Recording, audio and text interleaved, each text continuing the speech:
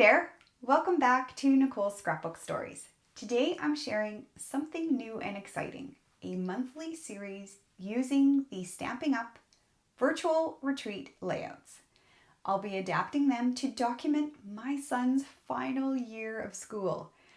Each month I'll share a new layout and walk through how I'm customizing the design to fit that month's photos and stories. I think this is going to be a great project and very special, and I can't wait to see it come together 1 month at a time. So when my kit arrived in the mail, I did a little prep work to get everything ready for this project. So each month comes in its own bag with everything you need to create the pre-designed double page spread. So there is a separate sheet with all the months of the year on it, and then a few extra die cut punch out sheets. I carefully removed everything from the carrier sheets and sorted each month's pieces into its own bag, adding all the coordinating die cuts as well. I also printed the finished layouts from the Stampin' Up instructions and slipped each one right into the bag with the supplies. So now I always have a quick reference as to how the layout looks. Stored all the stamps that came with the retreat in these cases that I had on hand. Now everything's organized and ready to go. So each month I'll be using the retreat layout plus a few extra stamps and dies from my stash to make it my own. To help brainstorm ideas for pictures and events to document, I even asked ChatGPT what kinds of pictures I could include in this album. And I'll list each month's ideas in the description box below under the coordinating video. So September will be with September, October with October, and so on. So then it's easy to find. And we're kicking off with September, the first month of the school year and the first layout in my senior year series. All right, let's get everything out of the bag.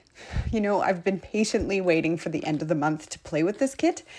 I wasn't sure at first what I wanted to use this kit for. You know, documenting day-to-day events, or monthly ones, I should say. Hang on, my lighting is awful. The blinds are throwing a weird shadow.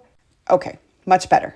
But then I was talking with Chelsea Vorosmarty, and we were discussing ideas of what to do with our kits, and then a light bulb went off. So this month's kit came with extra cardstock to build an interactive element. But I'm not doing that for my layout. I don't really like to cut into my page protectors, though I do love the concept, and I will build it, you know, on the side for a mini album. To make things easier for myself, I'm going to sort through all the pieces first, pulling out what I'll actually use, and since I already know what the base page is going to look like, I'll go ahead and build that off camera. My base page is almost identical to the pre-designed layout. The only change is I skipped the extra white cardstock square in the background. It was really hard not to reach for the white. I'm using the very vanilla on the lighter side of the two-tone cardstock. But with the crumb cake background, I used the darker side of that.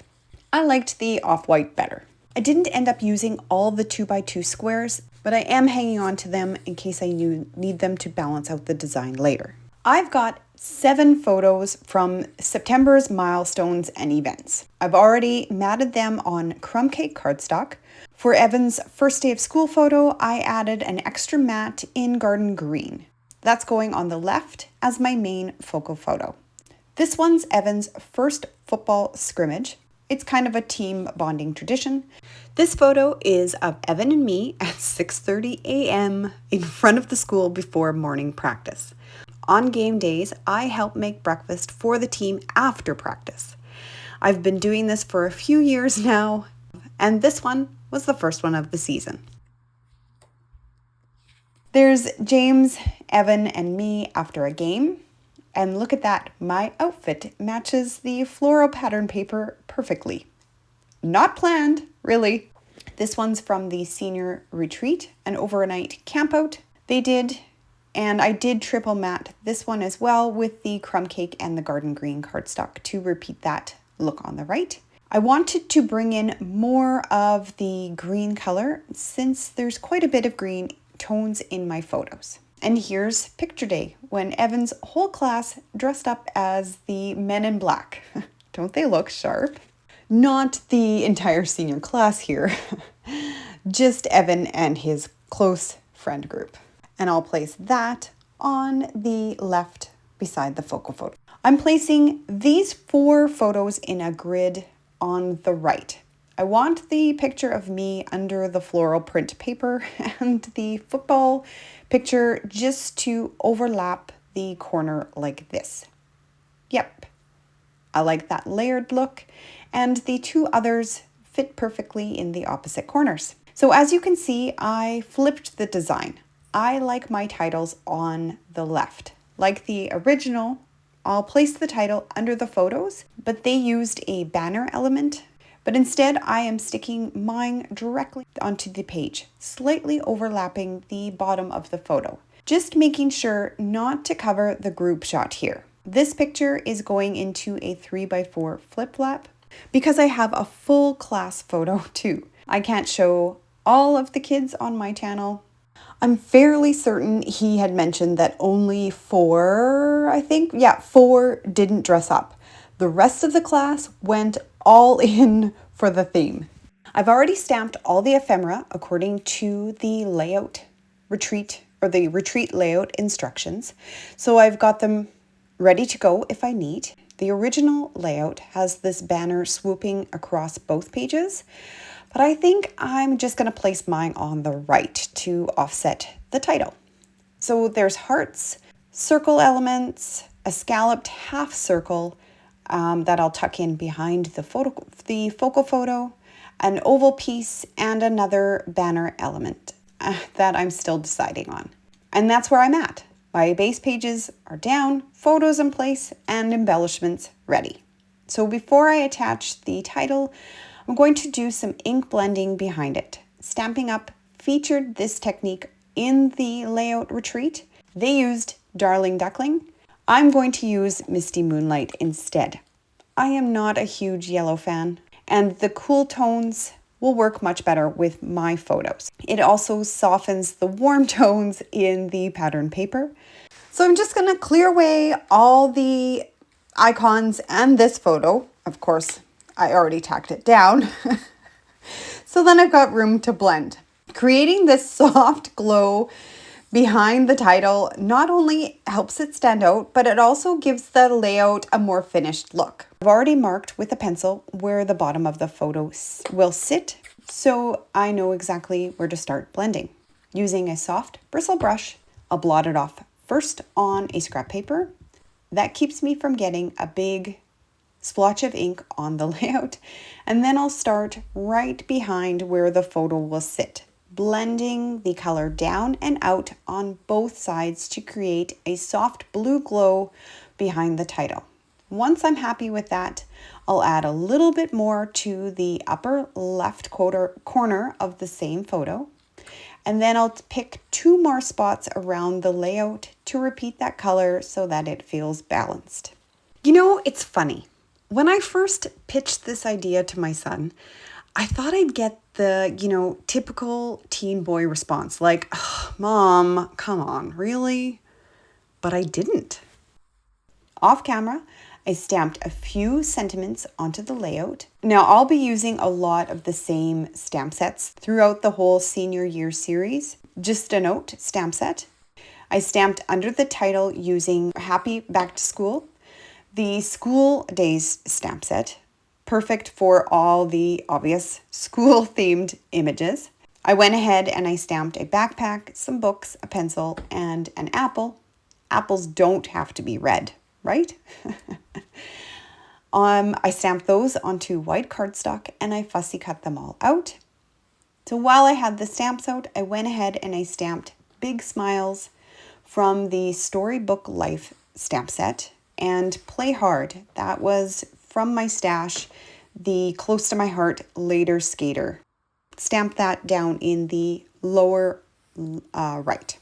Now I'm going to keep this layout simple. Just a few themed ephemera pieces in the upper left of the left page, the lower left of the right page, and the stack of books tucked right beside the Happy Back to School sentiment. To tie in with the football photos, I've got 2 stickers. One says, I learned all about life on the football field, and the other says offense, which is the side Evan plays. I also found a ruler sticker from my stash to repeat the yellow color in the cluster with the backpack. I used the Just a Note dies to cut a handful of stars in the same colors I've been using on the layout, Darling Duckling, Garden Green, and Misty Moonlight, and I'll sprinkle them around the page. The original design had hearts, but I think stars are a better fit for my page.